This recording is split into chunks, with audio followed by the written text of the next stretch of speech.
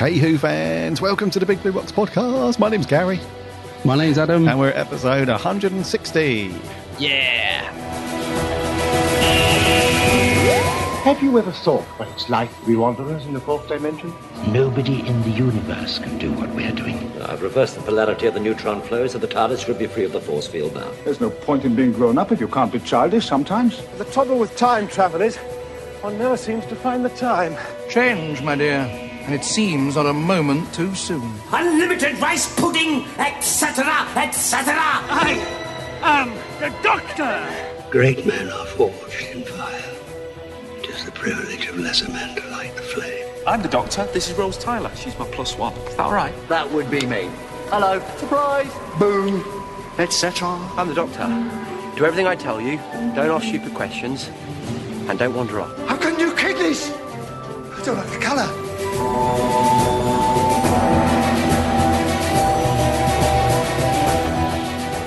Howdy, howdy, howdy do, Who fans. Welcome to 160.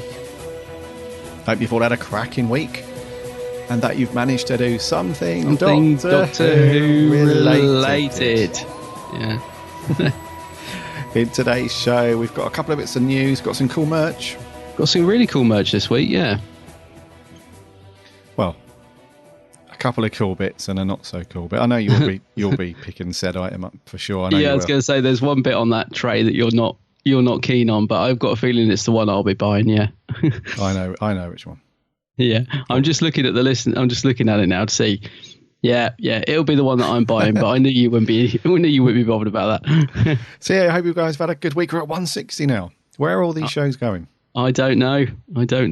It's a miracle we're managing to do it every week. I'm currently recording this in the security kitchen.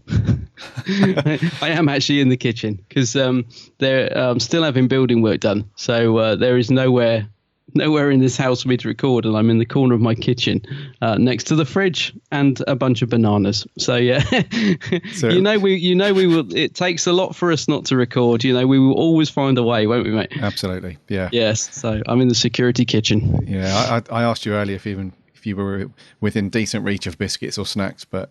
I've got bananas. Plenty of food and drink around me. Yeah, I'll have put on a stone by the end of this podcast. Oh, you're sorted then. Yeah, it's going to be like a 9-hour podcast. You just got everything you need. Looking around me, it's a bit boring actually. There's a bag of pasta, some onions. I don't know. It's not very exciting. A very important question though. Yeah. How have you been, mate?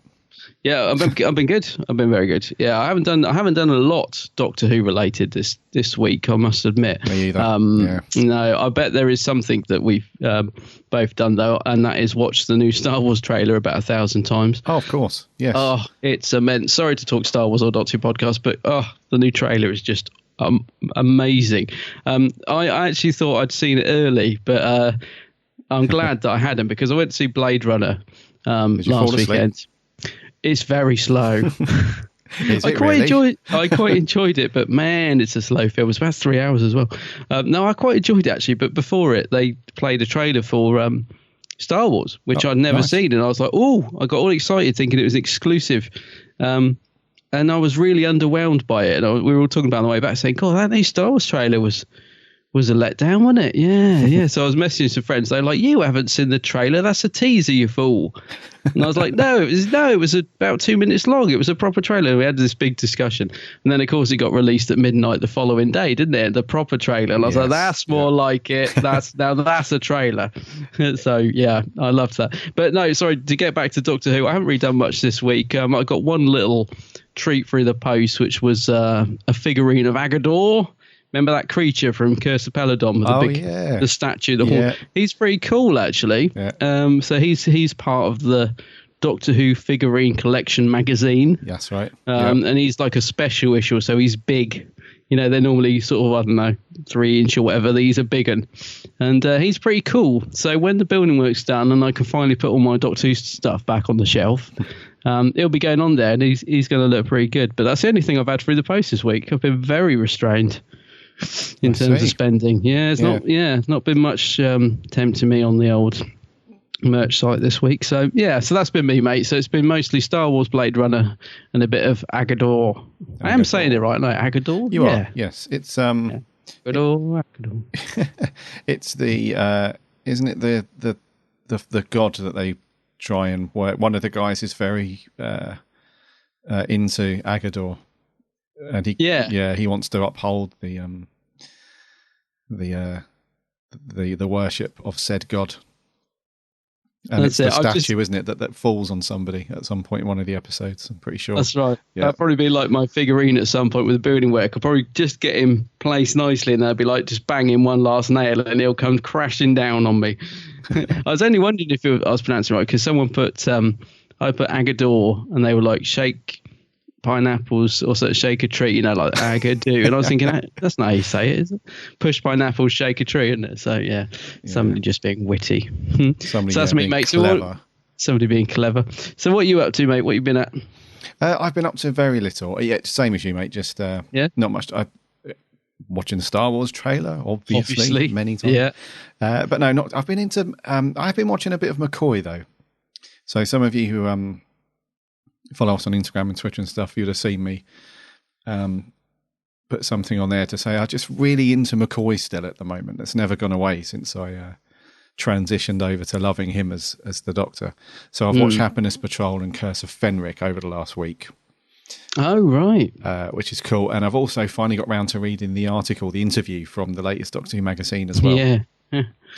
I think that one and the Davison interview are two of my favourite interviews, because they're just very honest and, there's no messing around, if that makes sense. Yeah, I must admit, there is a good interview with McCoy, but I love the Davison issue that came out a few months back. He's I really did like that. Yeah, so I know what you mean. But yeah, it's a good issue this month. It's strange that it was so hard to find. It wasn't just you. We had a few people on Twitter say the same thing, that they couldn't find it for love nor money. So very odd. Very odd. I was just looking to see which McCoy stories we haven't reviewed together yet, because there's not many, is there? We've done most of them, but we've still got Dragonfire, the Happiness Patrol, and the Curse of Fenric to do. So we've still got 3 quite interesting McCoy stories there, which is good. Because like you, it's a bit like with the 9th Doctor era, which we finished off last week. I was like, oh no, we've done them all now. And you almost feel like you want to go back and do them all again. I know. So yeah, and it's the same with the McCoy era, isn't it? I'm looking at them thinking, oh, we haven't got many left. But yeah, we've got 3 crackers there, I think. In terms of they'll be very interesting to review, I think, those 3. Yeah, I reckon so. Yes. Don't know when it'll be, but we will do them eventually. Yeah, some point. Yeah. Want to make an announcement as well? Yes. We have our writers. We have our new team. That's so exciting. This is awesome. So as you guys know, over the past few weeks, we've opened up our doors to invite some writers in who are going to contribute articles for us. And that's ranging from reviews to thoughts on episodes to thoughts on Doctors' hairstyles, or anything these guys want to write about that's Who related is all good. So we whittled them down. And we actually settled on 3 writers in the end. Did. We chose somebody fairly early on, who we thought was really good, and then we was torn between 2 of them, and then we just thought, sod it, we'll just take them both because they're pretty good. So I really need to get the drum roll sound clip loaded up. I know, I don't know if I can do one. No, it's about as best I can manage. Yeah, I don't know. So anyways, we have our new writers. They are Mr. Dan Peters, Mr. Jordan Shortman, and I know I'm going to say her surname incorrect, as always. You've probably heard her send in some audio clips before. Maria Kalitachu, or Kalitachow. I think it's Kalitachu, yes. So welcome aboard, our 3 new TARDIS team members. Those guys were going to start contributing articles for us from Monday, the 23rd of October. Fantastic. So we're going to get them up to speed with stuff. And then, so I'm really excited about this because it's really is making the most of the Big Blue Box community, and getting those guys, getting their thoughts. Because it's the same reason why this podcast was set up in the first place. You've got thoughts inside your head. You don't just want to sit there and bore your friends with thoughts about Doctor Who. You don't want to sit there and talk to the wall. You want an outlet to get your feelings and thoughts on something that we love. So I'm hoping that these guys will start getting their thoughts down and engaging with our community. So when you see the articles from these guys, if you could obviously give them a read, but also just chat to them on Twitter. I've already told them that we have a very vocal, active community, which they probably know anyway because they follow. So I'm sure there'll be many a comment flying around and thoughts and stuff. So welcome aboard. Yeah, and well done, guys, because it wasn't an easy choice, was it? We had a lot of people apply and a lot of good stuff, and it was really, really good to have so many people want to be a part of it. So thanks to everyone that entered and everything, and well done to you three guys. Yeah, it was a tough choice, and it was very good. Everyone was like really, really high standard that sent stuff in, and so well done, guys. Really, really good. Great to have you on board. Well done indeedy. Shall we land the TARDIS? Yes, go on then. Yes. Mm-hmm.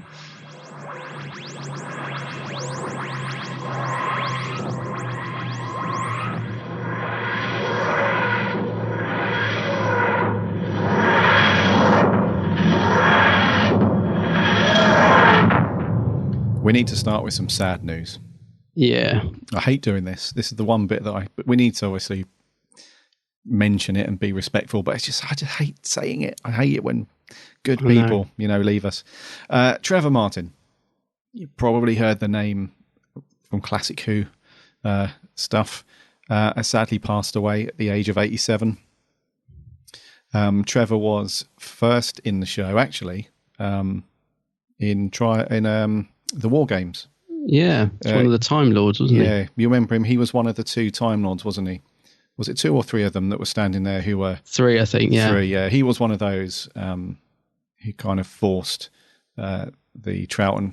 he was involved in that scene, but he went on to be more commonly famous as starring as the Doctor himself in a stage play that was on at the Adelphi back in 1974.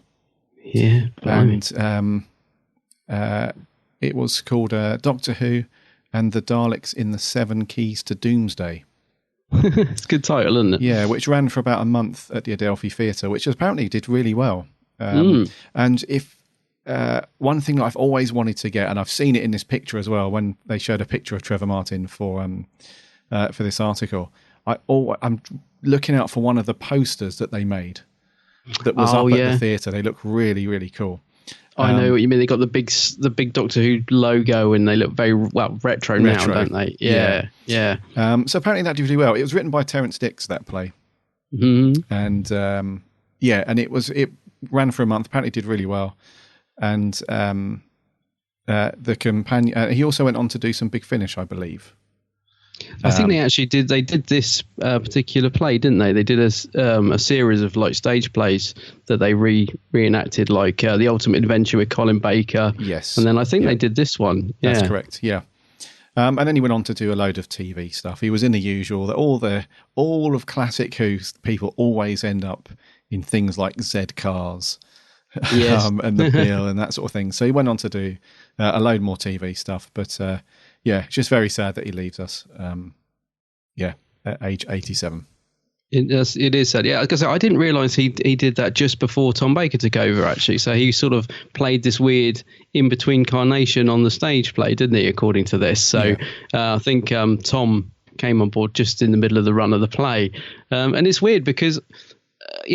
growing up, I've always seen lots of pictures from this play. I don't know about you, mate. There seems to be loads of pictures of him, like with Daleks on zebra crossings and in front of the theatre. So it's always been a bit of an enigma to me what this is, and quite intriguing. And so it's sad news. But Trevor Martin, 87. Yeah, and according to, I'm probably getting this horribly wrong, so please correct me, mate.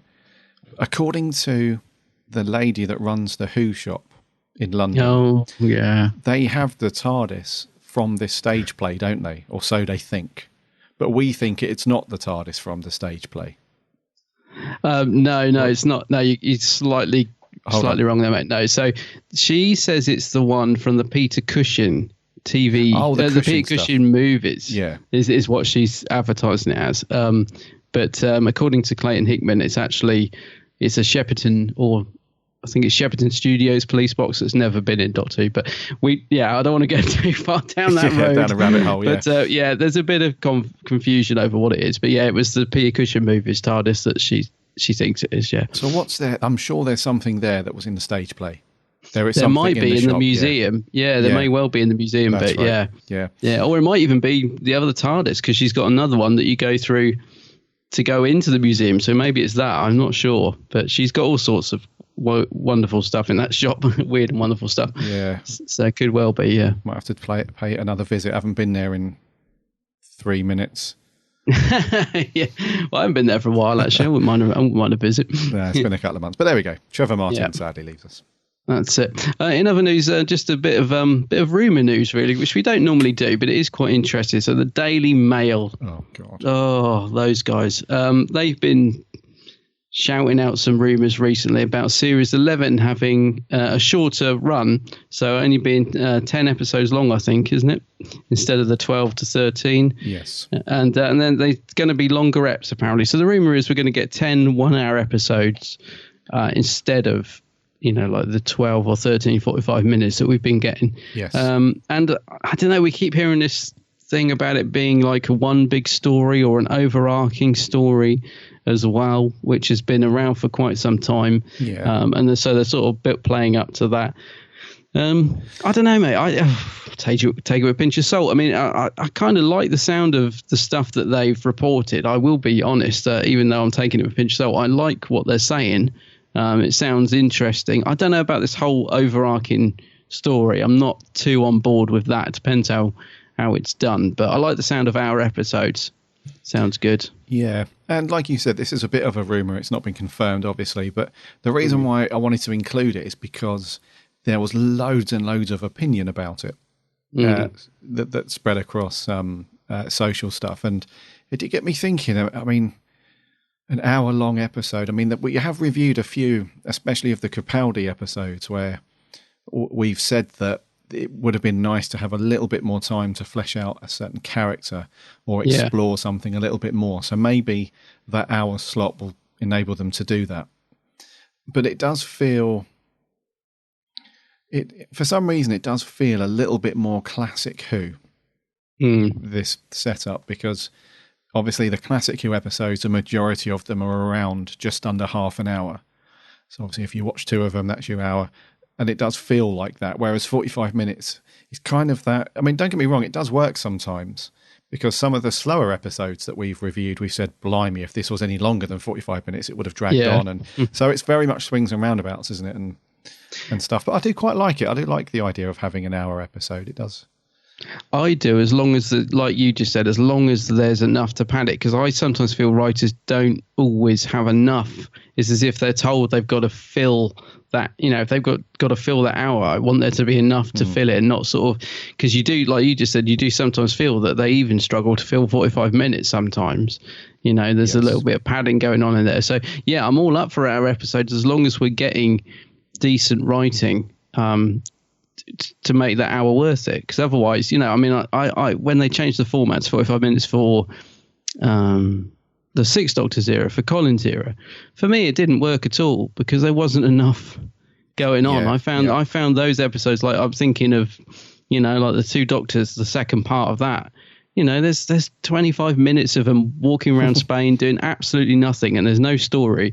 And so yeah, I'm all up for it as long as the writing's there, because otherwise it's going to be, you're just going to be sat there and thinking, "Oh, this is a drag." I mean, it's got to be enough. But I don't know. I've got faith in Chibnall. I think he'll be quite good. It just depends which other writers he goes with, if you know what I mean. Yeah, I read you. So the other things they've been saying is this stuff about new Sonic, new TARDIS interior, new TARDIS exterior, and all that, which is, I don't know. It's kind of a given. I think that's pretty much. Yeah, that's a bit obvious, isn't it? That one. Yeah, I think so. Yeah. I mean, we shouldn't really assume that's going to happen, but if all the things that you're going to report on that could change in the new series of Doctor Who, a new sonic screwdriver probably isn't that revolutionary, because most Doctors get a new sonic. I reckon he'll get rid of it. I can honestly, I don't see Chibnall giving her a Sonic. I don't know. I just got a feeling he's just wanting to take it in such a different direction. Right. I wouldn't be at all surprised if he doesn't do away with the Sonic, or very sparsely uses it. I don't know. I just think it's been so prominent since the show come back, and he's wants to mix things up so much. I don't know. We'll see, but I wouldn't be surprised if he really minimalizes the Sonic. I'd like to see a new TARDIS exterior, because as much as I love, the St. John's ambulance sticker and everything, I want that to stay. But I think we said before, actually, it looks too clean, the TARDIS, for me. Right, I liked it when it looked a bit more battered, like it had actually been through a time vortex, rather than looking pristine every week. Do you know what I mean? It needs to look just a little bit more weathered. I mean, we don't want it going back to like what story is it where it collapsed? Is it the Seeds of Doom or Seeds of Death? I always get them mixed up. But we don't want it going back to the Tom Baker box where it's literally on its last legs about to collapse on some poor assistant. Yeah.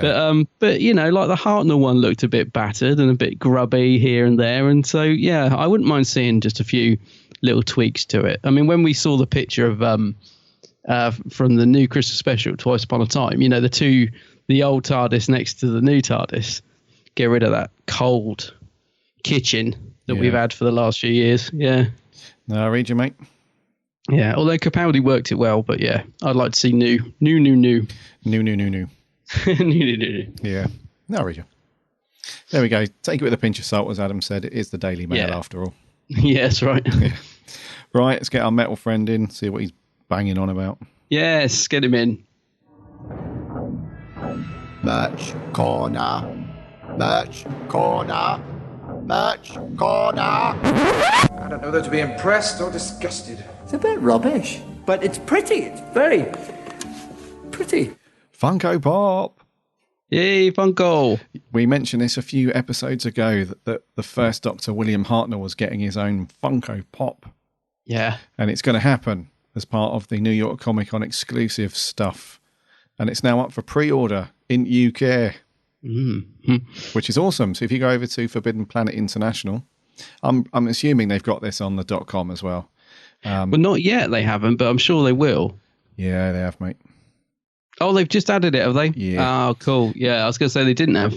Yeah. Yeah. So $14.99, and apparently it's due in Forbidden. Yeah. So around the 20th of October, it's due into their warehouses, and I imagine their warehouses to be a little shed somewhere for .com anyway. For .co.uk, Forbidden. Yeah, I'm not sure. Those guys seem to know what they're doing, but anyways. $14.99, that's not too bad, seeing as they're normally around £12 for what is it, a tenner or £12, like your average Funko Pop. And this one as an exclusive is only 15. So I've seen them for £20, the NYCC ones in the past. So this is not too bad, and this is the definite pre-order. The Hartnell one, he looks awesome. He does look awesome, mate. He does look really good. I must admit, I went as soon as I saw this come up for pre-order, I went straight on, and the site had completely crashed. It took me 2 hours to get him in the basket. It kept constantly crashing. In fact, I was so worried that I'd ordered him about 6 times because it kept getting to the PayPal bit, and then I'd confirm order, and then it would say come to a reload page, and it was still in my basket. And I was like, oh, have I got him? Haven't I got him? What's going on? So I had a nightmare with him trying to get it because I really didn't want to miss out on this one. I think he's a great Funko. I have to say now it's all died down. But the thing that worries me, though, is that and the thing I was panicking about when I was trying to order him is as I was trying to order him and as the website was cracking up, this is forbiddenplanet.com I'm talking about. Right. So Forbidden Planet is like .co.uk. It's international. They were selling out in front of my eyes. So every time I refreshed the page to try and get the blimming thing paid for, they were coming up as sold out. So like the other ones I wanted was the Black Hole Pops, like Vincent and Maximilian. I really wanted those 3. They sold out in front of my eyes. I was like, oh no, if I miss out on the first Doctor, I'm going to be gutted. So I eventually managed to get him. And amazingly, one of those things worked because it suddenly come up that I'd, with an email confirmation. So I was like, oh God, I was expecting another 6 emails to come up afterwards saying I've bought it 6 times, but it didn't. But what worries me about it is that a lot of them are sold out, but the first Doctor one hasn't. Okay.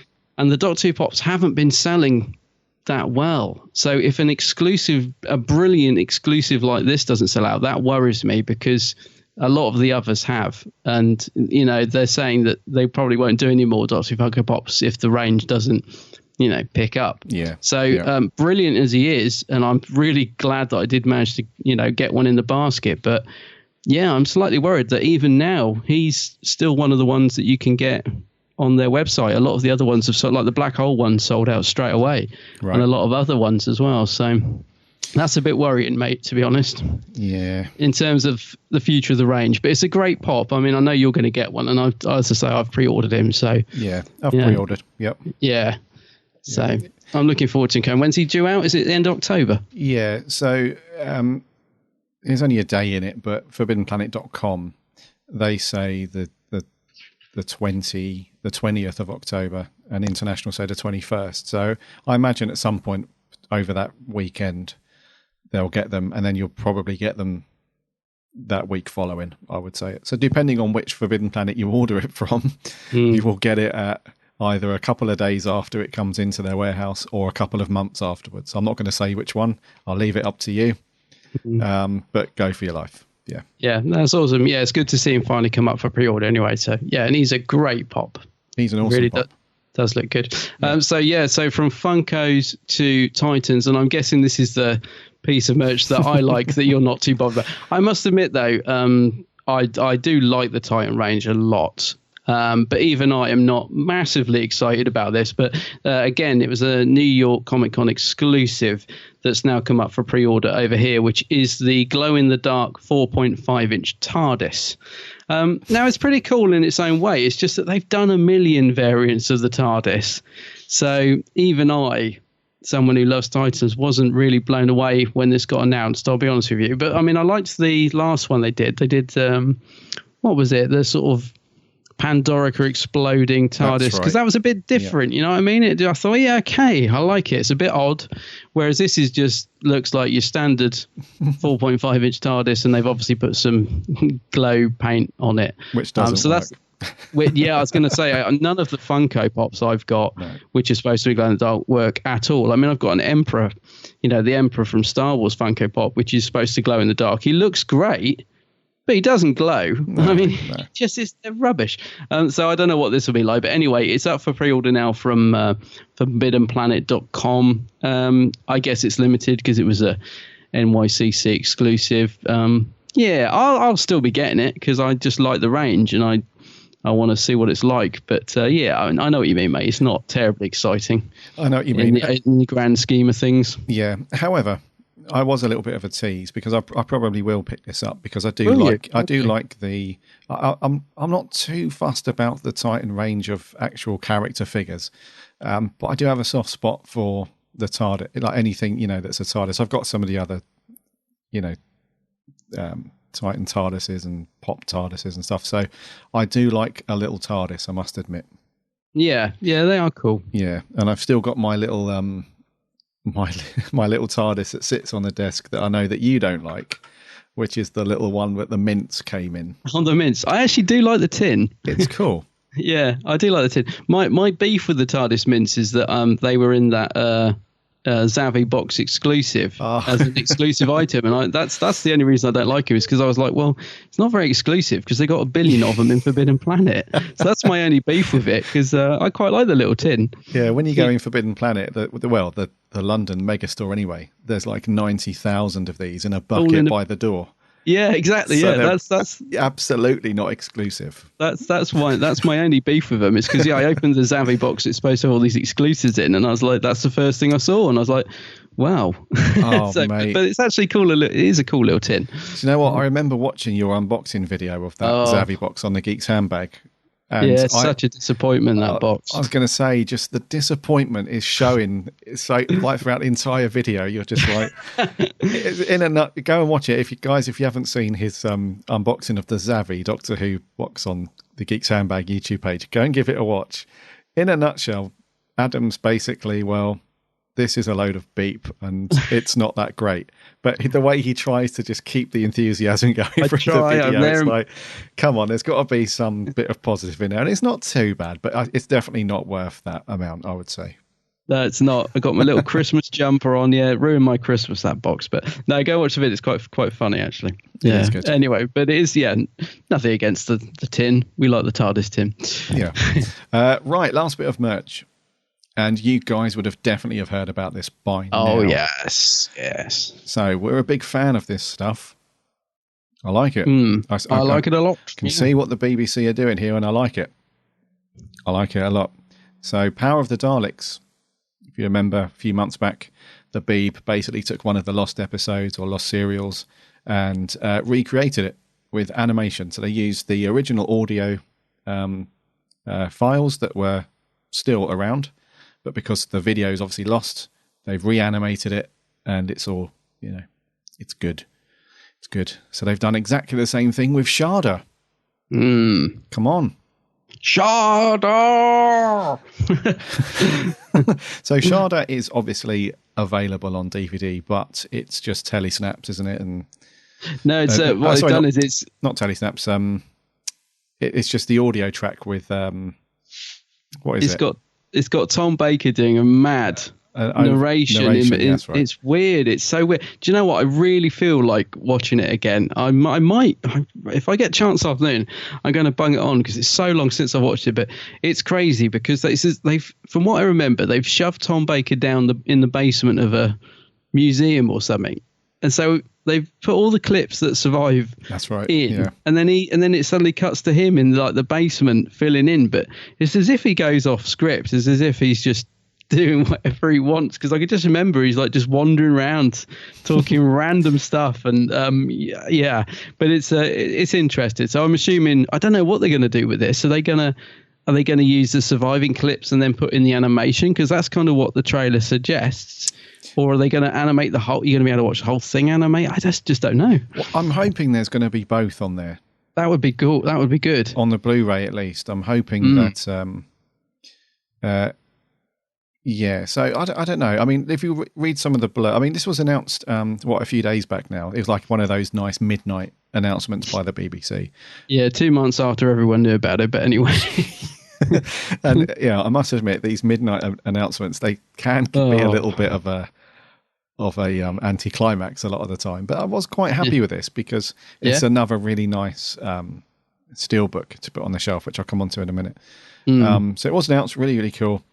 And just a bit of blurb, just so we've got the hey-ho on it. So it's being produced by the same people that did The Power of the Daleks. Oh, right. Which is really good. They've had access to nearly 7 hours of original footage from the Sharda shoot, from which they are editing that. So they're using that to base the new production on from scratch, with all the original film negatives rescanned into HD and digitally remastered. Excellent. It says there will not, however, be possible to create a full HD version of the new production, as the original studio video material is locked into SD. So obviously they can't make that HD. You can't create stuff that's not there in the first place. Yeah. So that's pretty good. So all of the newer stuff that they'll insert into it will be nice HD, but some of the other stuff will be, just standard. And it all looks rather marvellous, I would say. It does. Now, alongside this, we'll come on to the DVD and Blu-ray in a second, but alongside that stuff, there will be a special screening at the BFI South Bank. Ooh. On Monday the 23rd of October.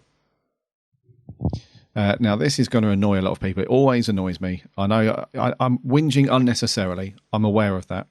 I know that, but I'm going to say it anyway. So tickets for BFI members will go on sale on the 7th of November. And then tickets for the public will be a week later on the 14th. So you're going to be, if you're not a member of the BFI, then you're going to miss out, I would say, because this happens all the time. Yeah. So if this is something that you really, really want to see, then you need to be a member of you need to go and become a member, so that when tickets go on sale on the 7th of November, you'll get one. Everything will be rosy. If you don't want to become a member and you're going to wait until the 14th, you really need to jump on there straight away in the morning to get a ticket, because this happens with everything. Previous Doctor Who events, Star Wars, the whole lot. BFI members, they just soak it up. All the tickets will, most of them will go. So there's not a screening, on the Monday, the 23rd of October. That's when information's released by the BFI. So tickets for members, 7th of November, non-members, the 14th of November. And then, I'm not sure when the actual date of the screening is, but I think it's the 2nd of December. Is it the 2nd? I did have a look I did do a bit of, because I desperately want to go to this. I mean, it'd be great because they sometimes have some of the cast there. And imagine if Tom's there and you're watching Sharda with Tom Baker, it'd be amazing. I'm pretty sure it's the 2nd of December, the actual showing. But I got to echo what you said. As someone that's tried many a time to get tickets to these things, they literally, as soon as they go on sale to the public, they're already pretty much sold out because the BFI members just snap them up. But they do, and you just have to be lucky. They do sort of release like the odd tickets sometimes closer to the event or even like a following week, or I don't know. It's a real nightmare because sometimes I think with the Power of the Daleks premiere, I think Adam Ultimate Whovian messaged me to say there's tickets become available to that sold out, and I was like, what? So you just have to be really lucky or become a member. It can be a real pain because they're quite small little theatres that they show them in, really. I don't know how many they hold, so they don't take a lot to sell out, but I don't know about you, mate, but I mean obviously I'm going to try and get tickets for this. I'd love to see this at the BFI. Be awesome. I think it'd be amazing. Okay, so that's the event, so good luck to anyone that's going to get tickets for that. That'll be cool. Now on to the DVD and Blu-ray. Bonus material for both of them is exactly the same. There's Taken Out of Time, which is nearly a half-hour feature, which I'm assuming is going to go through the rationale behind, recreating it and so on. Something called Now and Then, another feature called Strike, Strike, Strike, which is, if you've seen Tom narrate Sharda, you know what that means. Something called Studio Sessions, which is about 45 minutes long. Dialogue sessions, another 15 minutes. There's model filming, deleted scenes, title sequence, and there's going to be live action reference footage as well. Only a few minutes of that, but so that's really cool. And then there's a few galleries on there as well of all of the production stills and photos and so on. That sounds quite good, actually. Quite happy with that list of bonus stuff. You normally don't get that much. So that's all good. Onto the DVD and Blu-ray. Now, prices are not final. They always go down nearer the time. But if you go onto Amazon, I'm sure there are other places that will sell it, but I'm just looking on Amazon at the moment. You can get it comes in a few different versions. There's a digital-only version, which you'll be able to pick up, I'm assuming, from things like iTunes or Google Video and stuff like that. Physical media, there's the DVD and the Blu-ray. The DVD at the moment is 20 quid. The standard Blu-ray is 25 quid. But they're also doing this special edition Steelbook Blu-ray as well, which is at the moment on Amazon is 40 quid. However, I would not really go on that price because, as you know, mate, when we've pre-ordered Steelbooks before, it does come down in price, with the exception of Series 2, actually. The David Tennant Series 2, that stuck on its launch price. It did, didn't it? $34.99, wasn't it? It was, yeah. And so we had to order that one from Zoom, if you remember, because Zoom. That's right. .co.uk, they very kindly gave us a couple of copies to give away as well. Yeah. So we had to order it from those guys. So I'm hoping that the Steelbook, at least, will go down to a bit more of a reasonable price.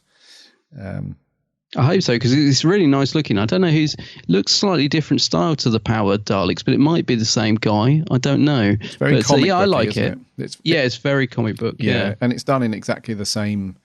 The characters and the overall style is done in exactly the same way as the animation that will appear in the show itself, which is nice. Yeah. But yeah, so I'm really excited about this. Obviously, it's another pre-order for me. I'm not sure about you because I'm really liking the Doctor Who steelbooks that are building up on the shelf. Oh, definitely. Yeah, I definitely want this. I mean, 40 quid, a bit pricey. Like you said, hopefully it'll come down. But it's a definite pre-order for me, the steelbook. I think it looks great. I'm really intrigued, actually. They've got the original actors to come back and voice it as well. So Tom and Lala have come back. I mean, the only thing that worries me is they obviously do sound a bit different now. I mean, even Tom, bless him, on the Big Finish stuff, quite naturally voices have changed. But it's great that they've gone to those lengths, isn't it, to get the original cast back, or the original surviving cast anyway, back to revoice them for the animation. So that's really good. Yes. I'm really looking forward to this, mate. I saw a few people were disappointed, and I was quite surprised by some people's reaction, but I think it was more to do with there are other stories they'd like to see animated. Right.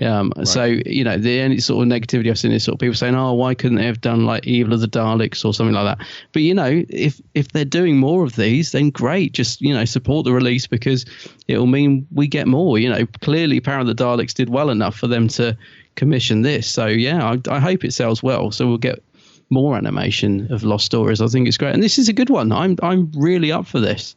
Sharda's a strange, and it's interesting, and it's it's a little anomaly in the Doctor Who's history.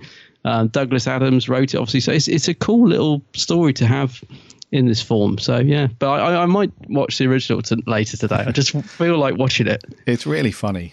Yeah, it's really funny. A bit. I remember a lot of bonkers costumes and stuff like that. So yeah. Anyway, definite pre-order for me, mate. What else has Dalek Tat got? Oh no, that's it. That's it. We're out. That's it. Yeah. We're out of Tat. And just to finish up on Sharda, Tat. It's out on the 4th of December. So only a little ways away, little time to wait. So excellent. There we go. Right, it's review time. Oh yes. What are we doing this week, buddy?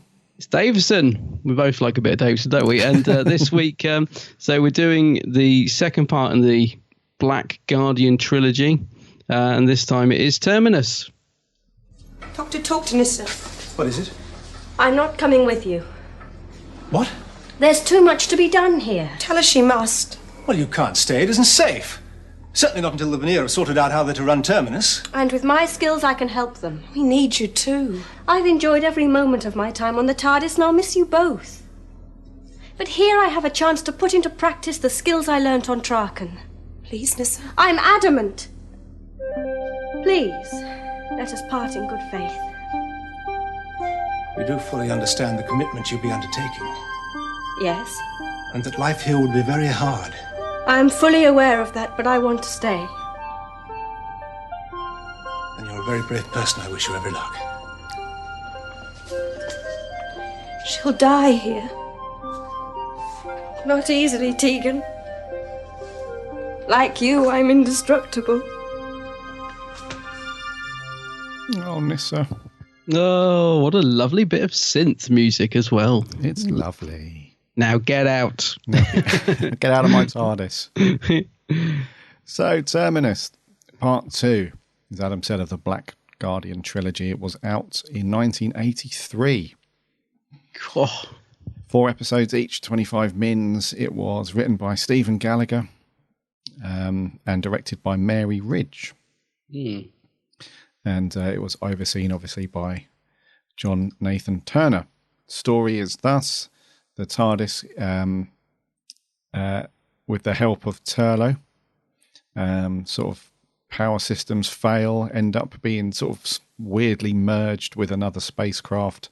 They bump into another couple of people who have also jumped aboard said spacecraft to try and pillage it of its cargo. And they find out that it's actually a diseased ship or space station, whatever, called Terminus, which is where a lot of these people called the Lazars end up to supposedly spend out their last days. And it's run by a strange band of what look like kind of... Well, it's managed, should I say, not run by. It's run by the Terminus Corporation Limited, I think it's called. But there's a strange group of guards in some very strange armour who are overseeing everything. They are exposed to the all of the stuff as well, but they've been kept alive by this substance. I think it's called hydromel. I think that's what it's called. So they're basically shuffling all of the diseased people off to their fate. But there's also this weird big dog creature as well that's supposedly curing people, but the process is not very final or working yet. And essentially, it's just an escape story. The Doctor and sort of pairs off with one of the people who also invade the spaceship. Tegan and Turlo, they team off as well. And it's basically about both of them trying to escape and get back to the TARDIS so they can do the off. Because it turns out that Terminus was responsible for all of creation in the universe, apparently. Yeah. It started the Big Bang. So it's located at the centre of the universe, and there's a big problem with the ship as well. That might create a second Big Bang that will destroy everything. So they're under even more pressure to escape, and there we go. And also, it's obviously Nissa's final story. She leaves the TARDIS team in this one, decides to stay on Terminus and help out, and they bugger off without her. So that's Terminus in a nutshell. Yes. What did you think, buddy? Yes. Well, I find this a real slog. I always like. I like the first 10 minutes, and it always lures me into this false sense of, oh, this story is better than I remember. But then once I get past that first 10 minutes, I just really struggle with it. I mean, for the sake of the review, I was trying not to look at my phone, but golly, by episode 3, I was just really like almost clawing the walls thinking, oh, please end. I'm really not a fan of this story. And it's strange because I want to like it. Yeah.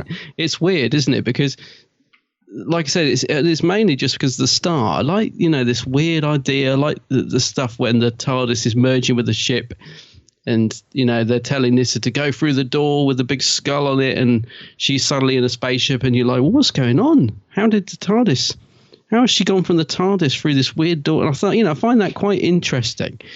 But once we get past that, all the stuff with the lasers and these guys, those suits I think are supposed to be radiation suits. Well, that's it. Yep. They're ridiculous. Mm-hmm. I mean, they're just ridiculous.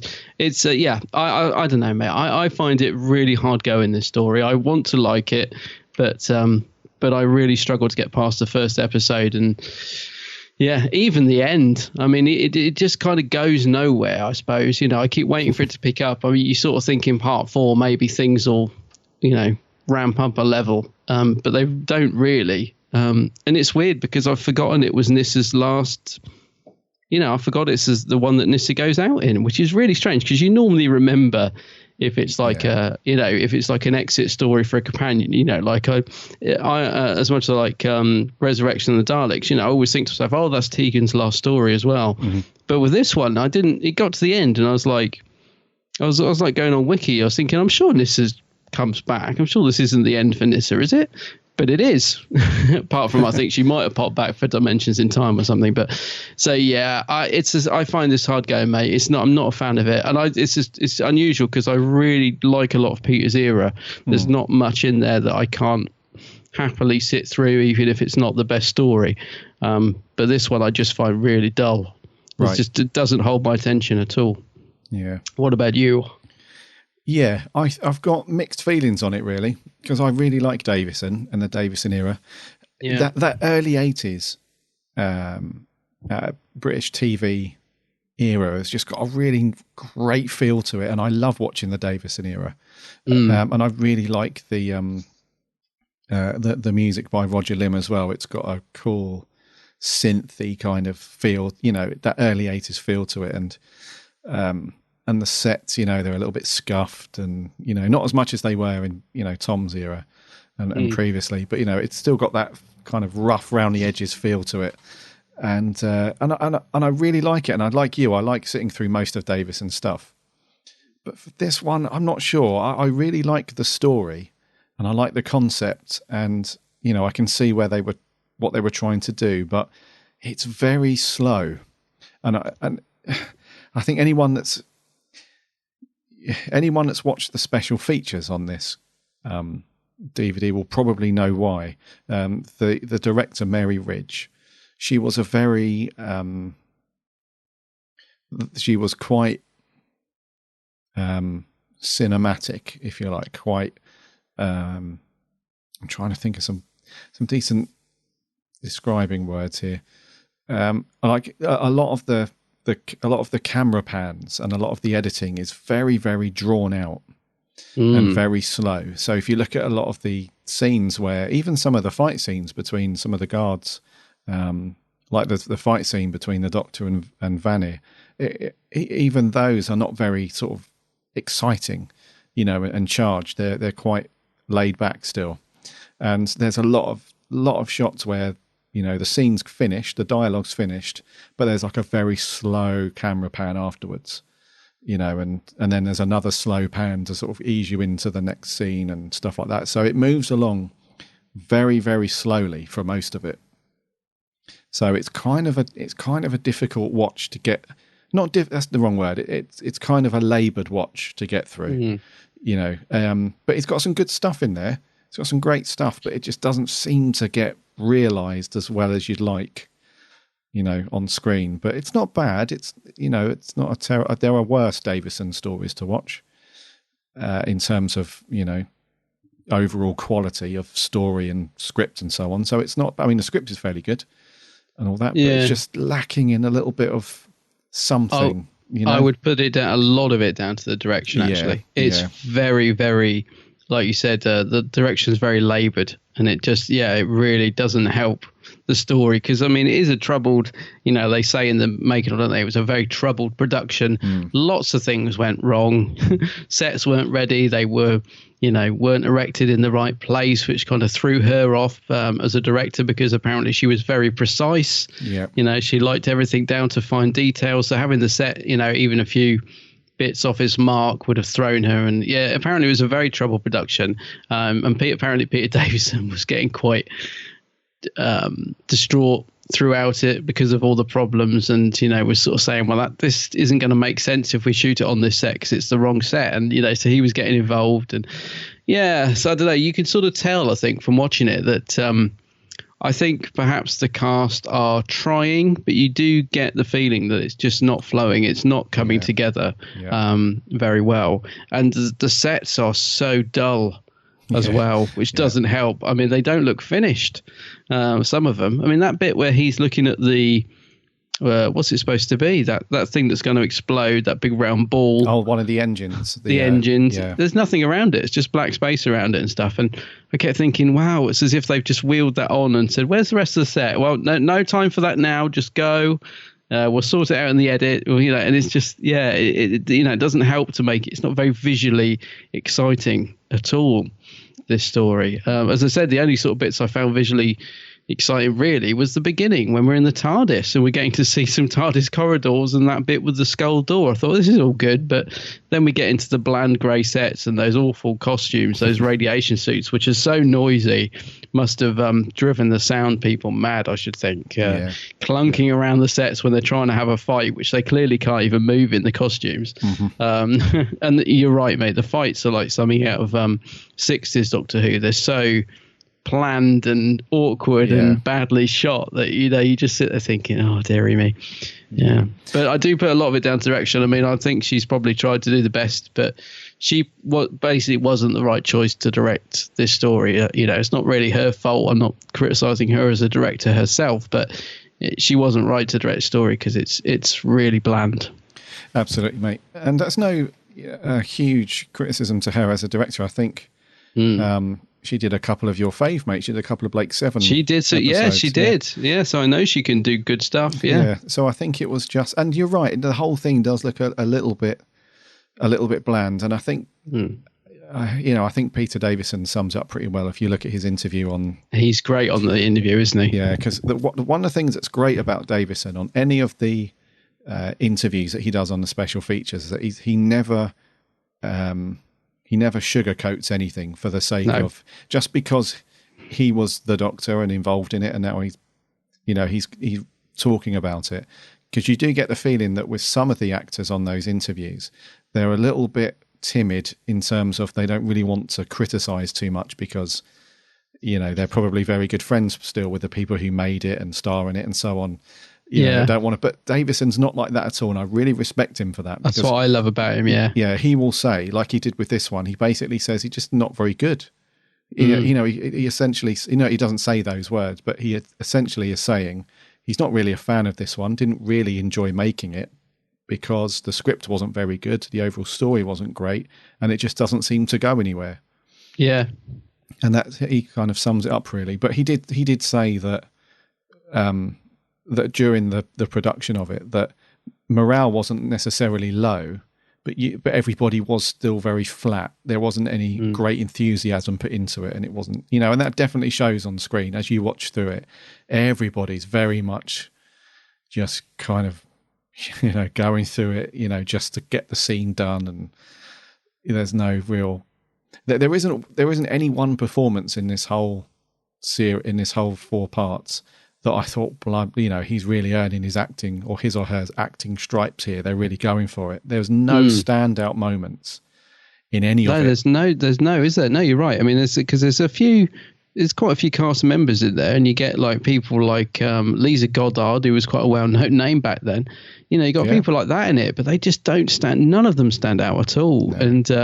And Tegan and Turlough spend 2 episodes trapped in a underground like a little ventilation shaft under the floor. Yeah, I mean, they must have been so bored. Because they do. It's literally 2 episodes, isn't it? They're just going round and round this ventilation shaft and stuff. I mean, Stephen Gallagher says that he thinks it kind of gets lost between 2 bigger stories. There's probably some truth to that, but at the end of the day, it is, out of the Black Guardian trilogy, for me, it's definitely the weakest story by far. I mean, we reviewed the first part, Mordred Undead, didn't we? Which I think we both quite enjoyed, from what I remember. I know I like it. I think you quite enjoyed it. I can't remember what we scored it.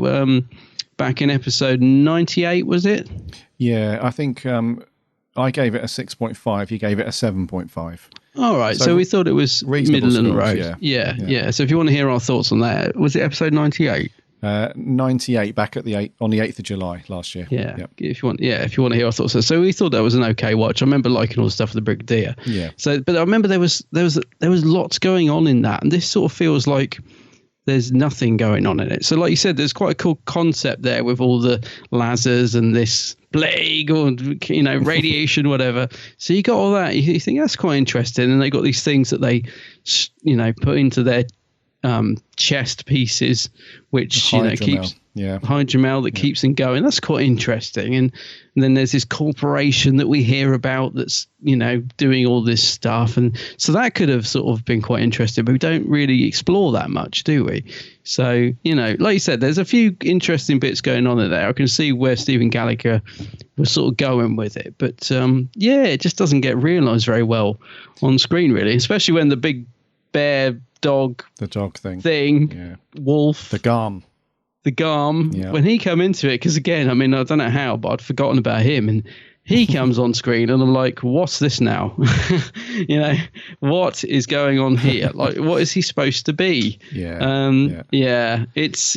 a bit of a strange one. Yeah, it is a bit, and it does, don't get me wrong, it does have a little bit of a it does have one of those feelings because with some Doctor Who episodes, it's very much about latching onto something. Like it could be a particular character's or a group of characters are really good, or it could be that a certain set and special effect is really good and that carries it a little bit, or the Doctor in that episode is great. In this one, like I said, there's nothing that stands out, but there is a kind of quiet, interesting feel to it, because not everything needs to be in your face, explosions, action, everything going on. So there is a kind of quietness to it that, I don't know, quietness. There is a sort of reserved, more story-led feel to it, which is okay if I'm trying to explain this right. But it suffers from not a decent enough climax to it.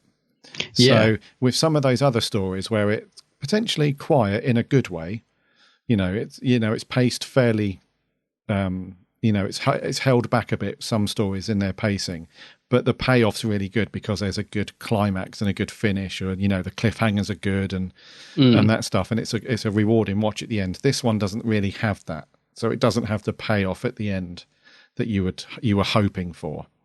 No, in fact, I was quite annoyed with the ending because I couldn't remember how it ended. And the last bit is the Black Guardian telling Turlough, kill him, kill the Doctor now. And I'm thinking, oh, come on. Just like this whole thing starts to annoy me after Mordred Undead. Like it was okay in that because it introduces Turlough and, you know, the Black Guardian keeps popping in now and again to tell him what to do. That works okay in that story. Yeah. In this one, to me, it feels very jarring. Mm-hmm. So it's just there when they need to, you know, fill a little couple of minutes of Turlough on his own, and then you just know that Tegan's going to come around the corner and say, "Who are you talking to?" "Oh, no one." You know, it's just like, so I found it quite jarring in this story, and I can't remember what it's like in the third part, to be honest with you. But yeah, do you know what I mean? Like, I quite like the Black Guardian in Mordred Undead, but in this he just annoys me. And at the end, I'm just thinking, this whole thing, it can't be that difficult to kill someone. It's getting a bit silly now. Do you know what I mean? And the way you're trying to kill him is just, you're just going round in circles. There's no way you're gonna do it. You know, you keep doing all these elaborate plans. It's just ridiculous. So yeah. But by this point, I'm just thinking it's getting a bit farcical, really, all this kill the Doctor stuff. So I really didn't like the sort of last line in the episode 4. I just, when it ended, I was just thinking, oh dearie me. It didn't sort of make me want to rush on and watch Enlightenment, if you know what I mean. No, I agree, mate. Yeah. So that, I mean, I quite like Valentine Deal. He's doing a really, I do. Yeah. He's doing a really, you know, the voice is brilliant, isn't it? Yeah. You know, he's a decent character and good performance in it.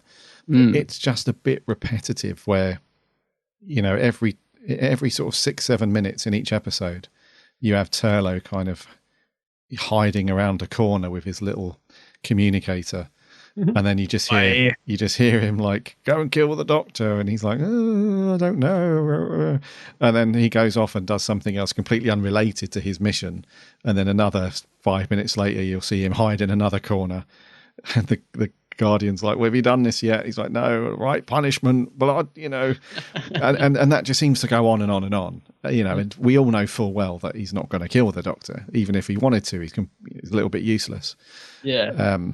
So Davison says that in the making of, doesn't he? He's like, they just wrote this character, but they kind of wrote him into a corner right from the get-go, really. Because where can you go with it? You know the Doctor's not going to get killed by him, so you're just going to keep going around in circles. The only thing I would say is it is quite funny when Tegan, especially in the first scene, I love how abrupt Tegan is with him. She's on to Turlough straight away, and she's like, you're up to something. She's not taking any nonsense, and that did make me laugh. I did like the early interaction between Tegan and Turlough. I thought it was quite interesting dynamic because he's just sort of thinks he's, you know, fitted into the TARDIS straight away, and she's just having none of it. And I loved that because that's just Tegan all over, isn't it? So what are you doing here? You know, so I like that.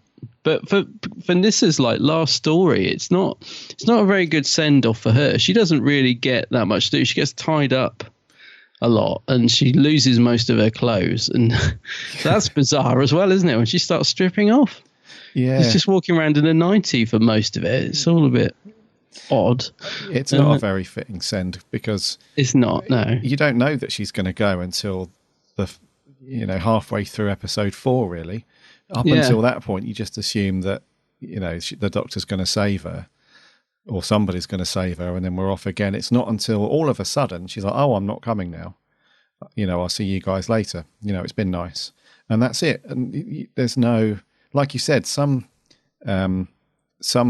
episodes where, well, actually most episodes where a companion leaves, it's a bit of an event almost, it's kind of a, I'm not saying it overtakes the story's purpose, but you definitely know that, I know that story. That's when so-and-so leaves. Or that's when, we lose so-and-so. But with this one, like you, mate, I was like, oh, yeah, this is the one where Nyssa goes. Yeah, and would she, and also the reason for her leaving, I can kind of buy into that because, Nyssa is quite good, supposed to be quite clever, and you can imagine she might want to stay behind and save these people and stuff. So I can kind of buy into that. But like you said, there's no real build-up to it. So if we'd have got to know some of those other characters that briefly talk to her and tell her they've got this, radiation illness or whatever, then maybe we could have seen why Nyssa was so caring about them. Yeah. But like you said, it's a little bit out of the blue. I mean, with Tegan's exit at the end of Resurrection, we don't really get much of a build-up, but we totally understand her reasoning, because there is so much killing in that blimmin' story that she just says she's sick of it. She can't handle it. She's had enough. And you think, well, that's fair enough. Yeah. You know, I think maybe if I was traveling with a doctor and I was just seeing, you know, all these people getting killed all around me, maybe I'd think, you know what, I might leave. So you can kind of see that. So it's not so abrupt. But with this one, I did feel a little bit like, okay, we've got to write Nyssa out. So, she decides she's going to stay and help all these people. It didn't feel very natural. What's her name? Sarah Sutton. She didn't particularly want to leave, did she? It wasn't her choice to leave. She says in the making of it, they just decided that, it was time to get rid of another companion. And so her contract wasn't renewed. So it wasn't her choice to leave particularly. So I think she was a little bit upset as well. They were real tears when in that clip that we played. Which is surprising, because I didn't think she looked particularly upset, but apparently she was really upset. So yeah, she actually was crying quite a lot. Those last scene. Well, actually, no, that scene that she filmed with her leaving, that wasn't her last ever scene. Part of the production. But yeah, apparently it was real. She was gutted to be leaving. She didn't want to go. It must be odd though, because they, it's a bit like with Adric, isn't it? They say, well, we've got too many TARDIS crew, we've got to get rid of one. And you think, well, that's fair enough, because there's quite a lot. So they get rid of one, and then they almost immediately bring in a new one, and then say, oh, we've got Turley now, so better get rid of one of you. So it's almost as if, like, we got too many, but we'll get another one, see how it goes. And I don't know, it's all a bit haphazard, isn't it? But, a little bit. Yeah, so I feel a little bit sorry for Sarah Sutton, really, because I quite like the character of Nyssa. I think she's all right. And I agree with Peter Davison when he says that there's a lot of potential not tapped into with her character. She does sometimes she just gets locked in the TARDIS to build a device for 3 episodes in Visitation, or, she's supposed to be quite a clever sort of character. And she had a fairly interesting backstory as well, didn't she, with her dad, being taken over by the Master and all that. So there's quite a lot that could have been explored. I think Big Finish went a lot deeper with her character. I know there was some massive story arc with her, which I never really managed to get into, but I know Big Finish did some good stuff with the character of Nyssa. But yeah, she doesn't really get much of that on screen, I don't think. Yeah, she does have a pretty good, I mean, going back to the Traken stuff, that's all quite cool. And yeah, I like that. She has got a decent backstory there somewhere. Driving me mad trying to think what's her dad's name in Traken, because the Master takes it, doesn't he? I'm going to have to look it up. Don't know why. It's just going to bug me, because she sometimes mentions him, doesn't she? Yeah, I think. She's like, my dad, so and so. Oh, can't remember. Luvic? No. Saron? No. Oh, I can't remember. I haven't seen Traken. When did we? Oh, anyway, it's ages ago. I'll come back to it. Yeah. But no, so she had a fairly decent introduction to the show. She was brought in, fairly decently, I thought, in those earlier episodes. But her exit just doesn't do it justice, really. It's a bit of a no-show.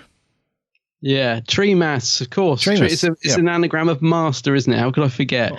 Yeah. Tree Mass. So her father, Tree Mass. So that was all quite interesting. Yeah, I like Traken. I think it's an interesting story, and yeah. So they could have explored a bit more, and it is a bit of a dull send off for the character, I think. But yeah.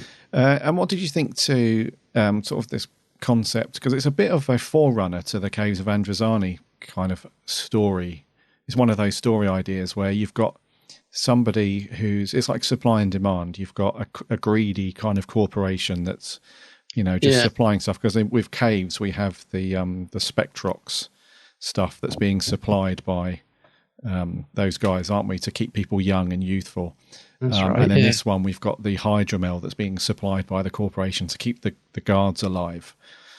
Even though they've got no hope of any, their prospects look very, very slight. Bleak. Yeah. So it's kind of slave labour in a way, really. They're not really going to go anywhere. They're just being kept there to do their jobs.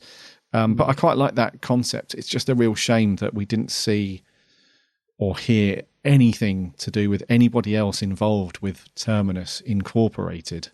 Yeah, that definitely could have been explored more. Yeah. So I'm not saying that, or maybe Caves of Androzani would have been a different story if they had this, because with Caves, we do actually see the people behind that corporation, like the evil you know, politicians and business people and stuff that are just doing it for the money and stuff.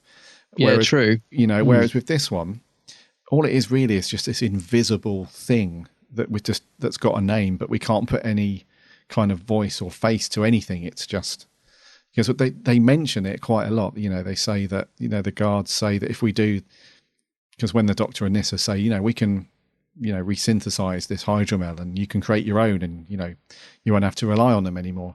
And they say, yeah, but they'll send guards and kill us and all that. And then when they get quizzed earlier, they're like, oh, we don't see anything. They just ship the people here. We take them, you know, whatever. So it's described to us via various conversations with the characters, but we never actually see or hear of anything. So it kind of makes it difficult to relate to anything or associate any feelings towards anything to do with Terminus. It's just a name that's floating around in midair. That's this invisible thing. So I would have liked to have seen more of that stuff. Maybe they could have put a face to something.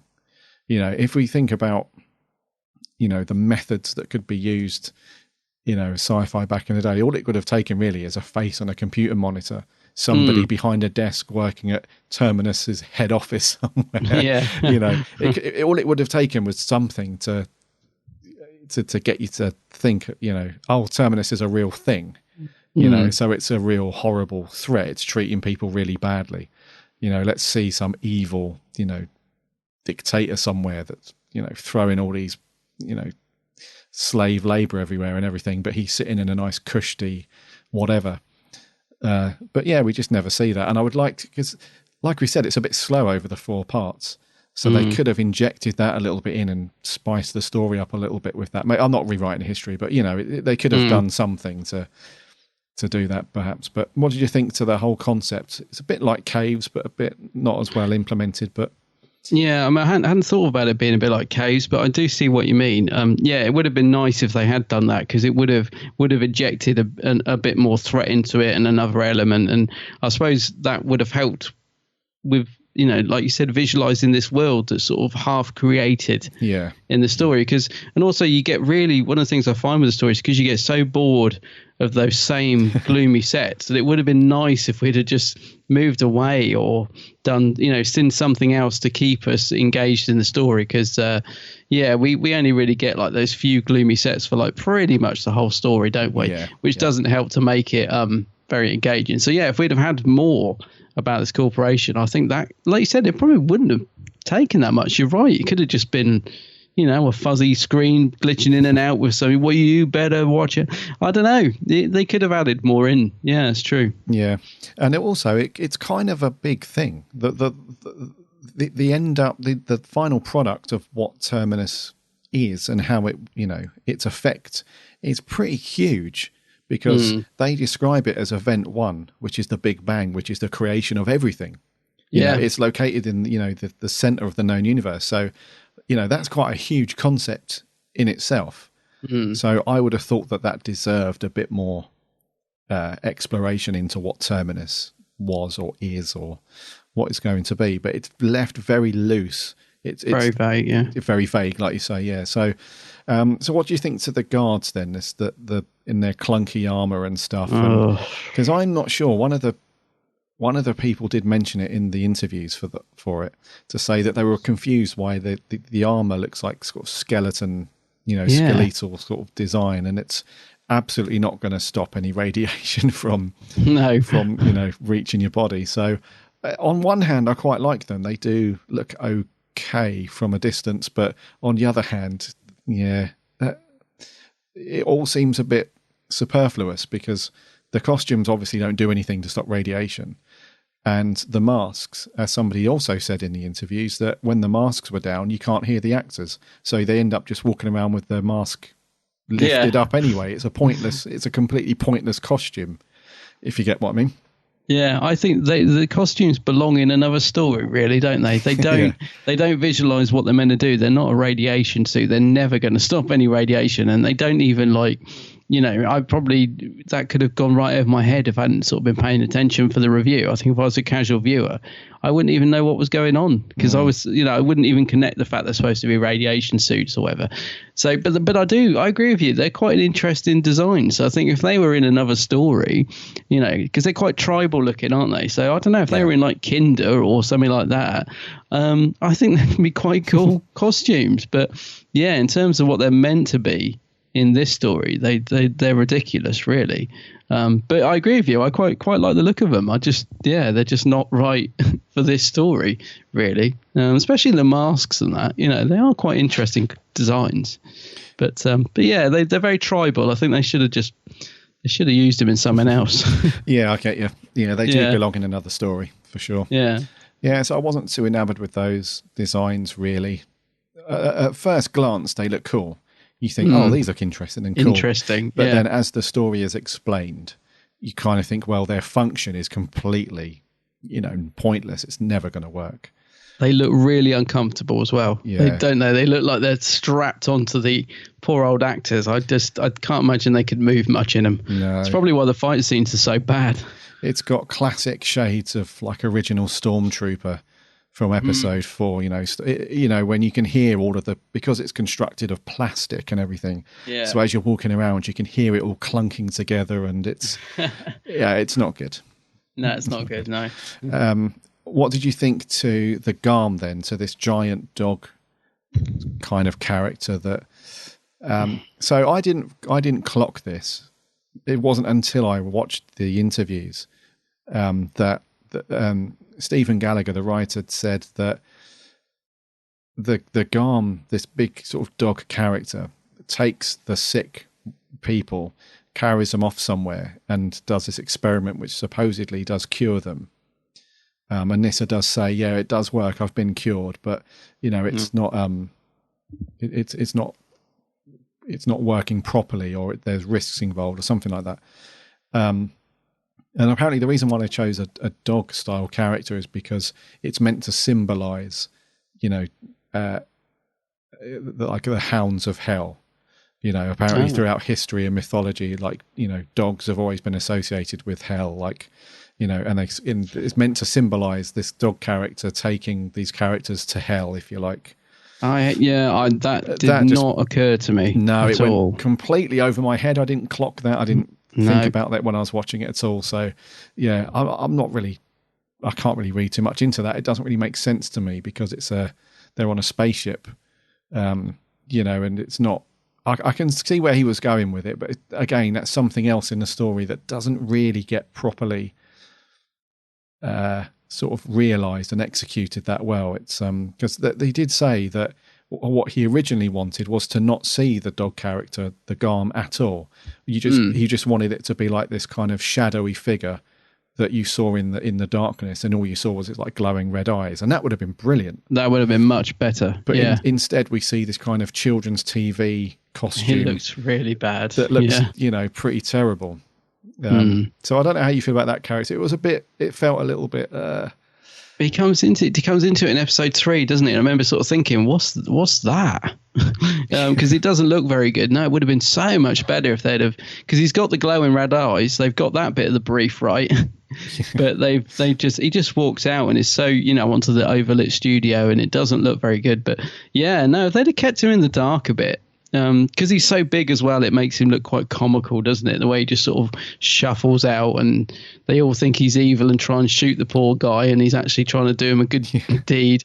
And funny enough, you're saying about the long shots in direction, when Davison sets him free, when he smashes that box, I thought he was going to die, because I was like, because there was so much long sort of shots of seriousness that I was thinking, why doesn't the doctor want to break the box? Does that kill him or something? So he smashes the box, and we get like a long shot of the Garm. The Garm, yeah.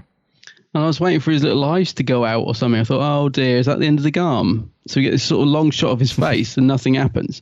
And then the doctor's like, there you go, he's free now. I'm like, oh, he's always free. I thought he was dying. So the Garm lives to see another day. But yeah, it's a strange concept, but it does make more sense, like you said, when the writer explains the idea behind him, but I don't think that comes through in the story at all. Just not I realised. would not have got that. No.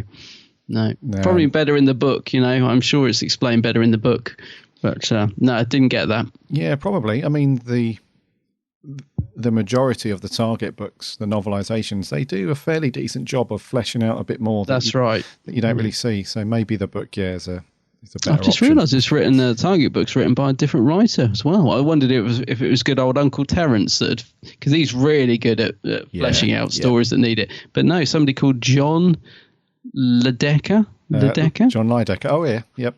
No, I don't know him. He's wrote a few. Has he? Yeah. Oh.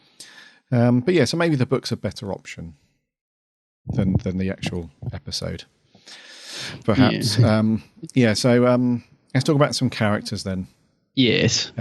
So we have let's talk about the two raiders who also board the ship. So we have Kari, played by Lisa Goddard, and Olvir, played by Dominic Gard. So these two, they're there as kind of pirates, if you like. They're there to sort of raid the ship of all its cargo and do the off-ski, but they've been abandoned. And they bump into the Doctor and so on. And after an initial scuffle that we always have in Who, you're a threat. No, I'm not. I'm the Doctor. Oh, okay. Let's work together. Yeah. So the Doctor and Kari, Lisa Goddard, they go off pretty much the entire story. And Olvir just sort of wanders around with, phenomenal eyeshadow, just sort of bumping into people and, a bit of undercover work, a bit of a couple of scuffles, screaming after Nyssa, and that's his lot. Yeah, and they both have to wear these ridiculous space helmets, don't they? Which they have to turn sideways to get off. They're crazy. God. Crazy designs. Maybe that's because Lisa's got such big hair. It's the only space helmet that'll fit that massive bouffant, that 80s bouffant that she's got. Did you not think though that the shape of the space helmets was this ridiculous? It's like a upside down rounded triangle, wasn't it? It was this massive. But when they take them off, there's nothing that's joining the top to the spacesuit or anything. All it is just resting on their neck. It would do nothing. It's another thing that's pointless, isn't it? It's pointless, yeah, pointless. Those characters though, they could have been developed much more, couldn't they? Because like you said, they sound quite exciting on paper, don't they? Raiders. Yes. They're in that spaceship to raid it all, but they're really dull.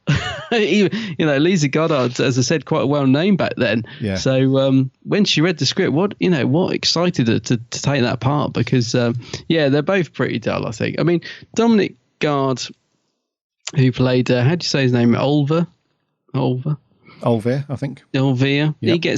He gets to sort of starts to get to sort of know Nyssa a bit, and you think that might develop. You think, okay, so maybe. He seems to have a sort of slightly more compassionate side to him, and he's willing to sort of try and help and get things, back to normal. But then, that doesn't really get developed, unfortunately. So they're quite exciting in that first 10 minutes I mentioned.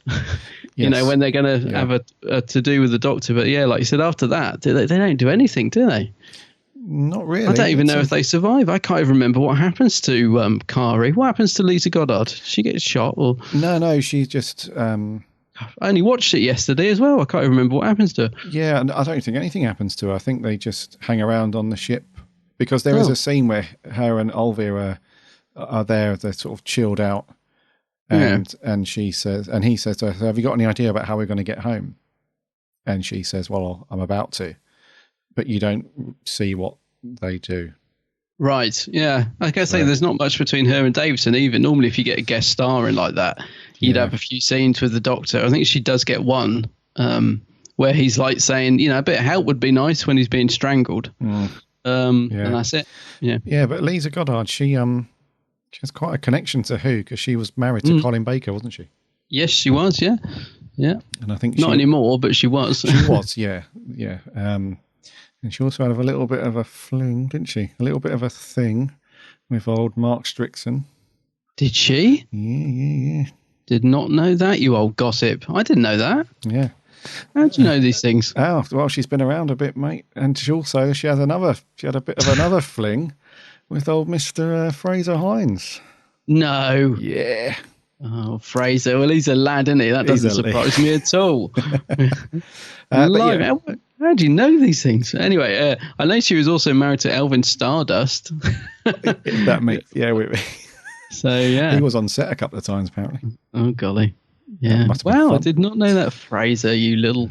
Anyway. Yeah. But yeah, I thought her character was not brilliant. No. I mean, that's par for the course, unfortunately, for this story. The cast are not terrible, but they're not brilliant either. They're very, they're all strumming the mediocre strings very nicely. Oh, gosh, yeah. And Olvir as well, Dominic Guard, he's a bit of a wet blanket as well. He's, Who's the one that's dying who's gone a bit doolally? He's like, he's talking nonsense. He's got all scarred face and... Yeah, I think that's... I'm terrible with all this stuff, but I think that's a guy called Peter Benson. And I think his character name is Boar. Yeah, that's him, I think. Yeah. Yes. Yeah. Because I remember thinking, Boar, God, what an appropriate name. Yeah. Yeah. So, yes, it's...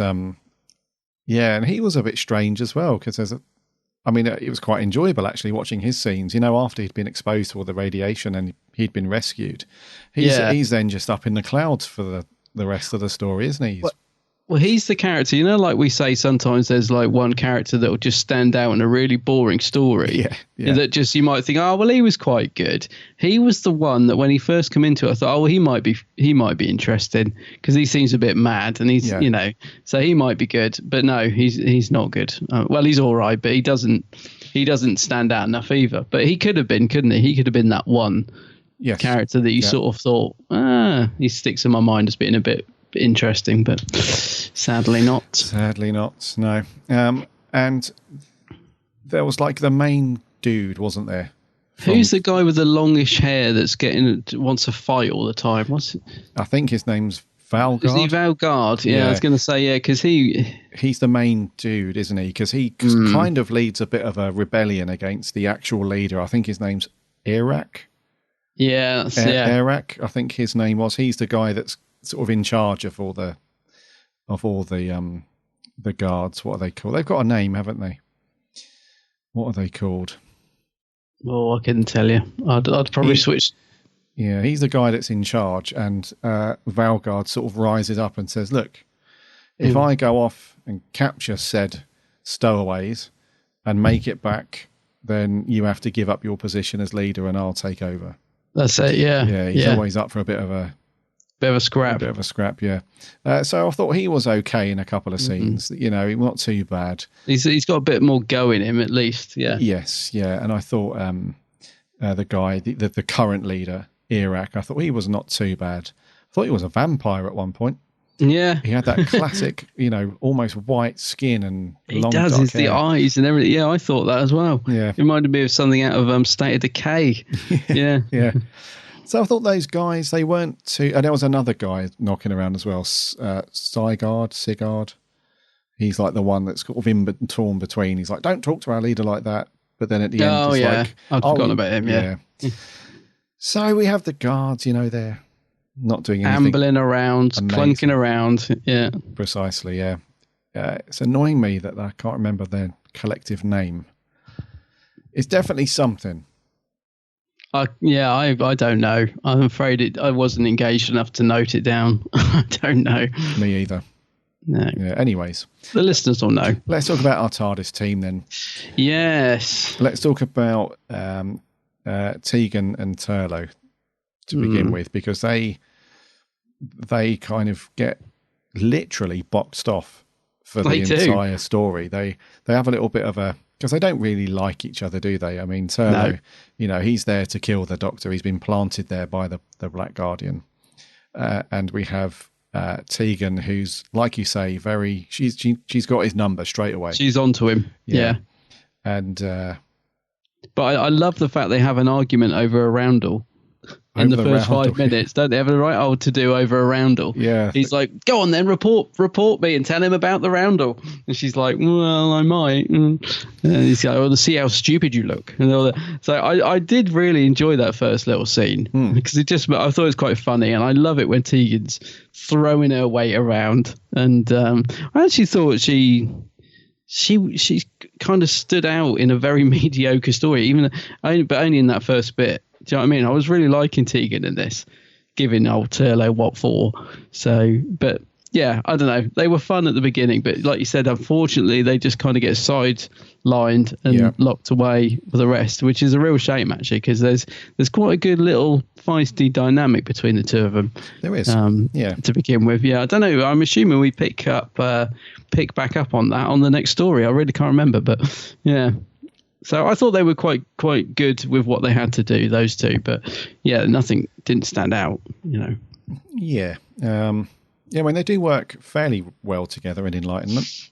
Yeah, it's so long since I watched it, I can't remember. But yeah. Yeah. But yeah, in this one, it does start off a bit ropey. They have a bit of a tiff, don't they, at the beginning? Yeah. She's onto him. He's trying to cover it up and play cool. And then, yeah, unfortunately for the rest of it, they just repeatedly go up and down the set, the under the floor ventilation thing, whatever it is.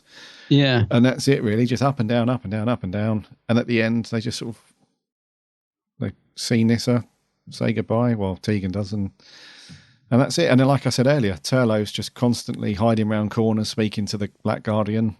He's being told off because he hasn't killed the Doctor yet, and away we go. So, but their performances are fairly solid, though. I mean, Tegan's, Jeanette Fielding's just Tegan. It's every episode. I like her in this. Yeah. One thing I will say about Jeanette Fielding is she's very consistent. In every episode, she's absolutely Tegan, Yeah, that's true, yeah. So, yeah. And then what about Sarah? I know Sarah Sutton, we spoke a little bit. Yeah, I feel a bit sorry for her, really, because I don't think, because especially as it's her last story, and I don't think she's particularly good in it, I'll be honest with you. Even in the early scenes when she's like, the doors appearing in the TARDIS, and I kept thinking, again, I blame the director for this. The director should have said, reaction, Sarah, there's a door in front of you. It's come out of nowhere. Let's see some expression on your face. She just looks gormless. She's just stood there going, oh, I've hurt my hand. And then she just goes through there's no oomph in her performance at all. I read you. And I think it's a shame because, like you said, she obviously knew it was her last story, even if it wasn't filmed last. But come on, this is your exit story. Put some effort in. And yeah, so I thought she was pretty flat. I mean, even in the scenes where she's like in peril, or she thinks she is from the Garm, and she's like screaming, and it's pathetic. She's like, oh, no, don't let it near me. And she's being all screamy. And it's, I hate to say it because I quite like the character of Nyssa. But I didn't think she was really given much in this story at all. It may have been because she didn't particularly get the story. I don't know. But yeah, I didn't think she was very good in it. And it's a shame as it's her last story. Yeah. No, I completely agree with you, mate, on that. I thought she was really flat. Really flat. It's probably got something to do with it's her last story, and she probably was feeling it, and maybe she's a bit emotional. But I would have liked her, like you said, to give it a one last, because she has been really good in some previous stories. She's not a bad character. No, she's not. And it would have been nice to see her give it one final push. But yeah, okay, let's talk about the Doctor now. This is kind of strange for our reviews, and I think I'm going to guess what we're both going to say about this. And before we even start talking about Davison, we've hardly mentioned him or the Doctor at all so far, which is a telling, which is very telling based on this story. Because normally we'll go through our reviews and say, oh, when the Doctor did this, or this character with the Doctor, and we've hardly mentioned him. So for me, I wasn't impressed at all with Davison in this one. No, even his funky sideburns couldn't save his performance. No, it's very unusual, isn't it? Because we both like Davison, and he normally is good, even in a bad story. I can only assume that he just felt, and I guess it was down to the troubles they had making it. He just looks like he's not into it at all. No. There's, and maybe it was, again, if the whole cast are on a certain level of performance, maybe just unusually that brought him down to that level, because he's the same as the rest. He's really flat. He doesn't stand out at all. I can't think of any moment. There's no sort of nice moment from the Doctor that we normally get with the Fifth Doctor, I don't think. In fact, the only bit that comes close to it is the scene at the end where he meets back up with Tegan. And this is saying, be nice to her. And he's like, I am, but what is she doing here? And all that. That's the only bit where I thought, it's a nice little Fifth Doctor-ish moment of him, trying to temper his, anger and stuff. But yeah, for the rest of the story, mate, and it's very unusual, I think, he's really not on fire at all. I agree. Yeah. He's not, it just didn't do anything for me in this one. You can absolutely tell that, because Davison's one of these guys where he's like the polar opposite to Matt Smith. So when Matt Smith gets unbeknownst to him, a poor script or a poor story to work with, he will still go for it and he'll be on fire. And it's actually, a great credit to him, because some of the poorer 11th Doctor stories turned out to be actually not so bad because Matt Smith is still driving it forward. Absolutely. And is still going for it. Whereas Davison, I get the feeling that if he's not feeling the story, if he's not quite impressed enough with the script, and he's not really liking the story overall and the concept, that will affect his performance. He'll feel like, I don't really like this, so I'm not going to, make it my best performance. I'm saving that for the good stories, if that makes sense.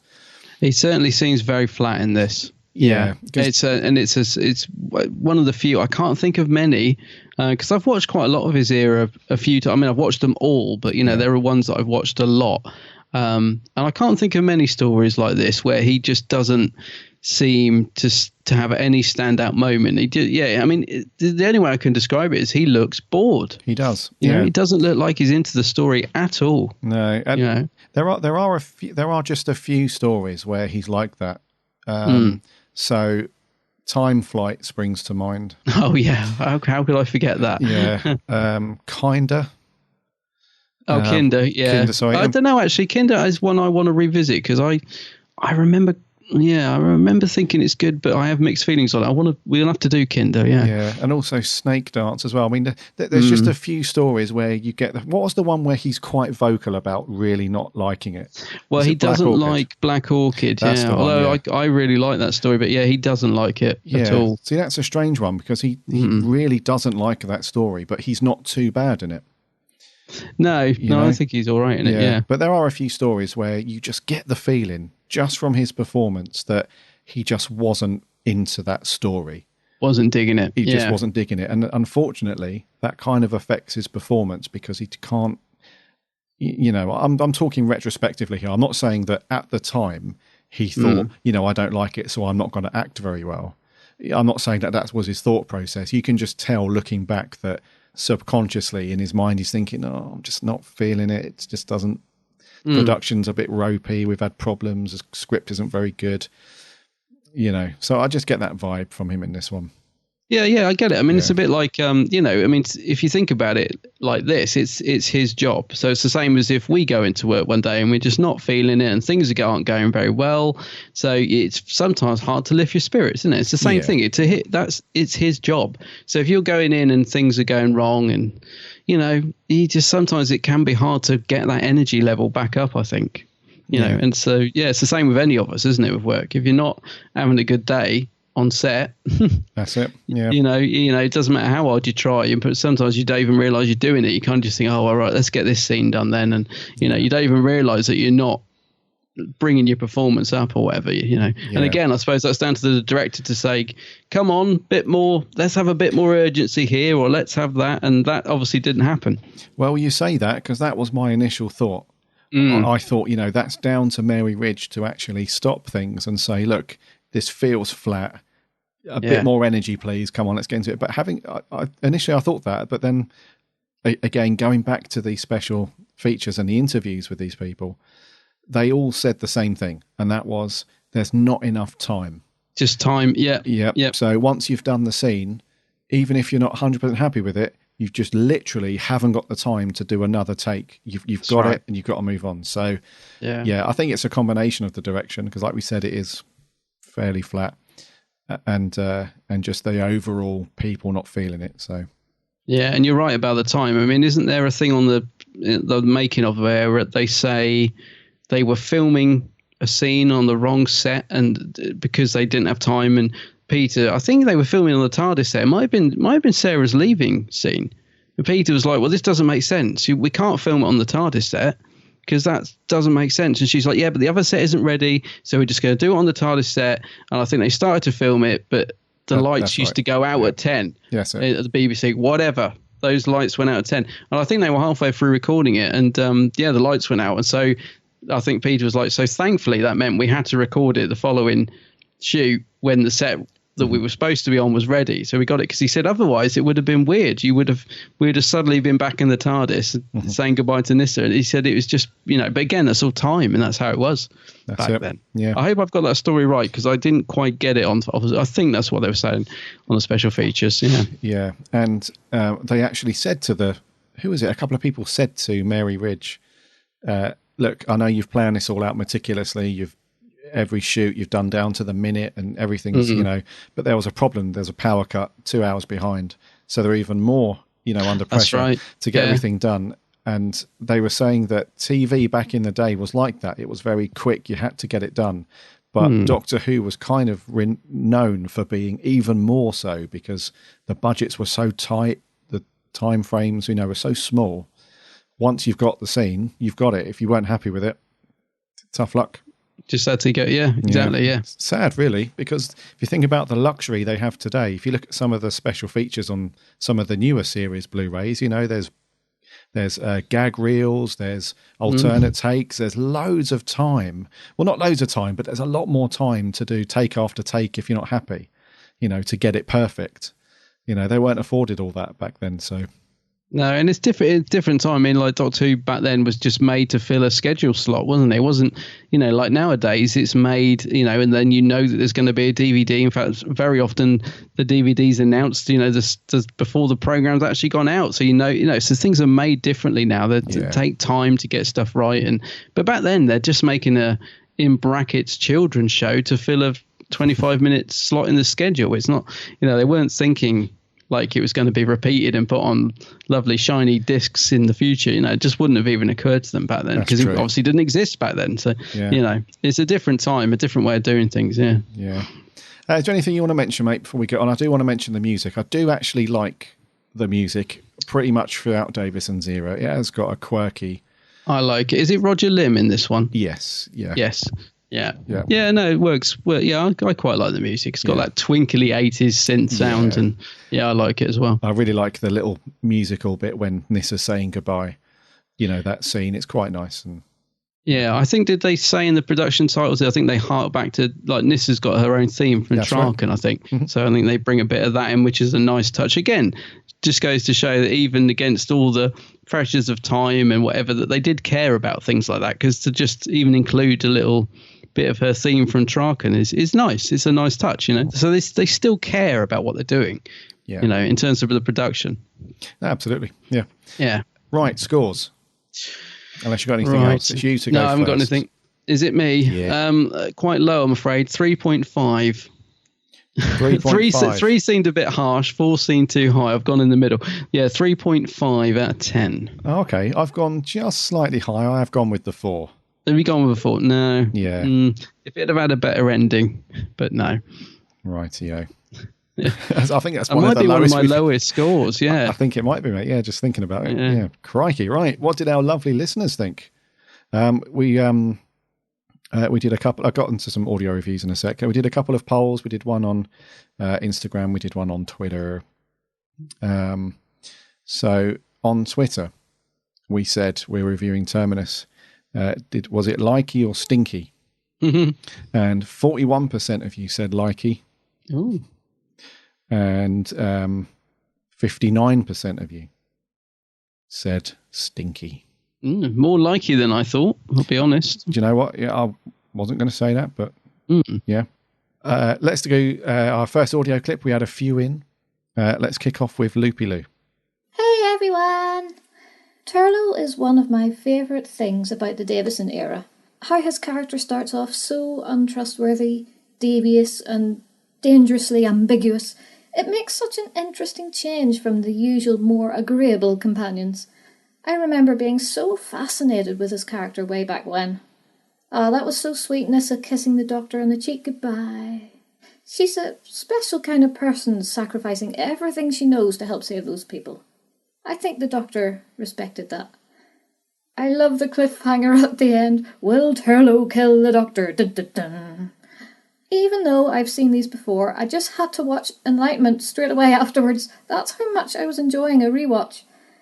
I know this isn't everyone's favourite episode, but I really like it. But perhaps that's because it's nostalgic for me. I don't know. I give it a 7 out of 10. 7? A 7? Yes, I saw on Twitter that Lee was liking this one. Yeah, she just likes Turlough, I think. I think got it's a bit of a thing for Turlough. Yeah, I reckon so. Okay, let's do our second audio clippage. This is George Puddy. Hi, Gary and Adam.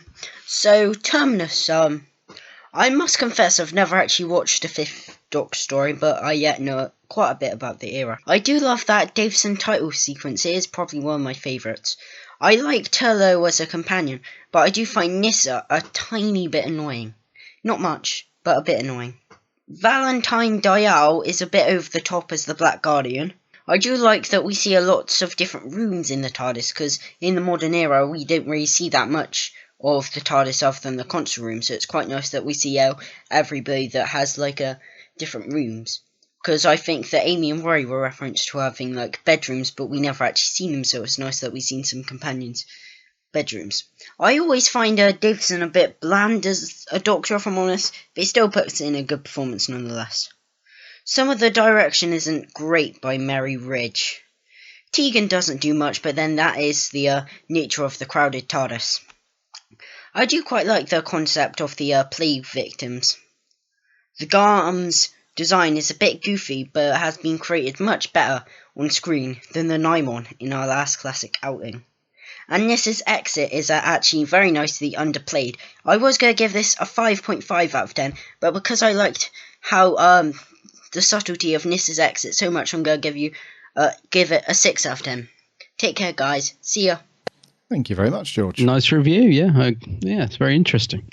Very good. And last audio clip, this is Sammy Satine. G'day, Gary and Adam. Sammy Satine here. So, Terminus. Well, I won't be rewatching this pile of rubbish. I didn't even make it to the end. I decided to watch Torchwood instead. I give Peter Davison credit. He was good in the bit I saw. Still didn't do much. See ya. Wowzers. Didn't make it to the end. Went off and watched Torchwood instead. Well, I gotta admit, there aren't many stories like that, but I can kind of understand it with this one. But yeah. Oh dear. Thank you very much, guys, for sending in your audio clips. Let's jump lastly over to Facebook. Jason Thayer says, Nissa's departure as episode one of my favourite companions. He gives it 8 out of 10. Wow. Jeff Waddle says, a 15-minute story, if that, stretched out to 4 episodes.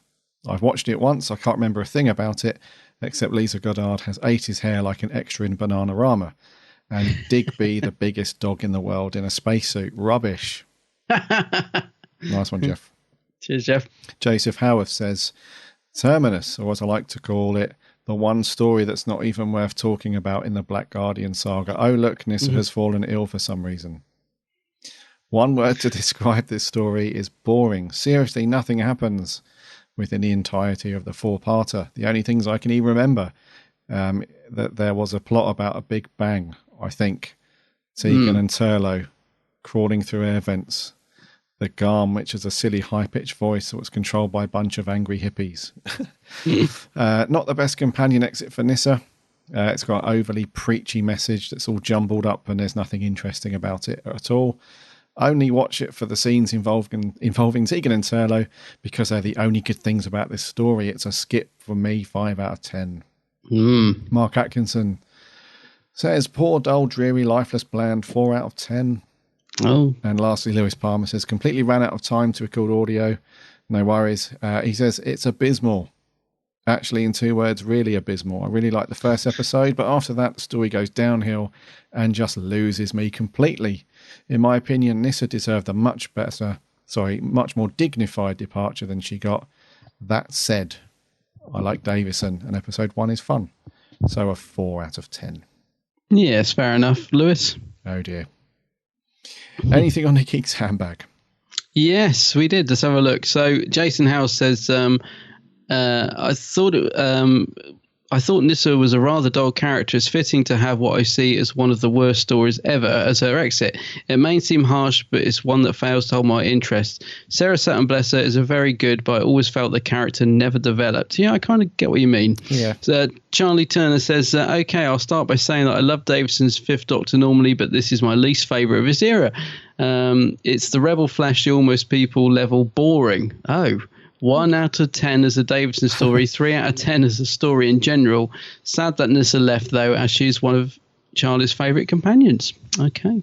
Aaron Ball says, I wanted to really like it as episode 1 had a great start, but the story is kind of dull, to be honest. Peter is good, I'll say that, and Nyssa's costume, well. Apart from that, it's the weakest story in the Black Guardian trilogy and for the Davison era. So Aaron gives it a 2.5 out of 10. Wow, that's the lowest score so far. Bradley Willard, in the words of the Fourth Doctor himself, Tom Baker, dull, boring and tedious, 4 out of 10. And Christopher Thompson just says, just recognise Nyssa leaves and then go to enlightenment. So clearly not a fan. Yeah. Oh, dear. Not good. I remembered what the guards were called. Oh, what are they called? They're called the Veneer. Oh, yes. Yeah. Veneer. Not Never good. to be heard of again. Never. Yeah. So that's Terminus for you. Yeah. We would probably say, I can speak for both of us here, that it's not one to pick up if you've not seen Davison before. This will not put you in good stead and give you a good impression of his era. It's not reflective of the Fifth Doctor's era at all. No. So if you want to get into Davison, great, but please don't pick this one up first. There are quite a few great stories of his to explore before you get to this one. Absolutely. What are we doing next week, buddy? So next week, 11th Doctor action. It's the Power of 3 we're going to be reviewing. Yeah. It's all going to be 11th Doctor earlier. Popping up next week, the Power of 3. So I've not seen this one in a long time. I think I saw it, oh crikey, broadcast when it went out. And I've not watched it since owning the Series 7 box set. I don't think I've pulled this one out and watched it before. I'm not saying that's because it's bad or anything, but I just haven't got around to watching it again. But little black cubes, isn't it? That's right. Yeah, so I'm looking forward to watching this one again. Bit of Amy and Rory action. Yeah, I must admit, I'm looking forward to seeing this one again because, like you, I can't remember a lot about it. So, yeah. So next week, Power 3. Power 3, there we go. And that's going to do for 160. Yeah.